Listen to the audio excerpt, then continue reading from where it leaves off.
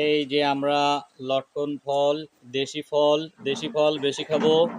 লটকন ফল খুবই সুস্বাদু এবং আয়রনে ভরা, পুষ্টিগুণে ভরপুর, তাই দেশি ফল সবাই খাবেন, কিন্তু অবশ্যই লটকন ফল দেখে খাবেন। এরকম রসে ভরা ফল ছুলে অপার বাচ্চারা যাতে গালে না দেয়, সেই জন্য অবশ্যই খেয়াল রাখবেন, কারণ এই লটকন ফলের ভিতরে কিন্তু একটা ম্যাজিক লুকিয়ে আছে।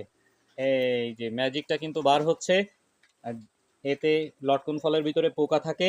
দেখেন এই পোকার অগণিত ডিম দেখা যাচ্ছে। এই যে ছুলছি, বাচ্চারা কিন্তু ছুলেই গালে দিয়ে ফেলবে ভুলে। এই লটকন ফলের ভিতরে এই যে পোকা বের হচ্ছে, এই যে পোকার মাথা দেখা যাচ্ছে, প্রচুর পরিমাণে এই পোকার ডিমে ভরপুর। পোকাটা বের হবে না, এই দেখেন প্রচুর পোকার ডিমে ভরপুর। এই পোকাটা দেখাই, পোকাটা বের হয় কিনা। এই যে বিচির ভিতরে পোকা, এই যে বের হচ্ছে, দেখা যাচ্ছে পোকা, দেখা যাচ্ছে না? এই যে ঢুকে গেল।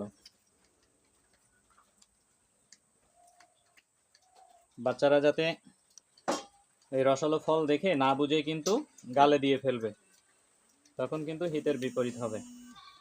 তাই অবশ্যই দেখে গালে দেবেন। চাপ দিয়ে বের করা যায় কিনা।